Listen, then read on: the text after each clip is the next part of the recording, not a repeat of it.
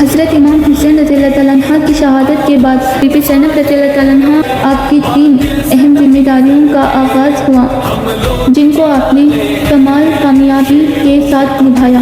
سب سے بڑی ذمہ داری حضرت امام زین العابدین کی تیمار ساری اور دشمن سے ان کی حفاظت تھی۔ دوسری ذمہ داری ان عورتوں اور بچوں کی حفاظت تھی جو بیوہ ہو چکے تھے اور بچوں یتیم تھے۔ تیسری ذمہ داری کربلا کے پیغام کو دنیا کے کونے کونے تک پہنچانا تھا۔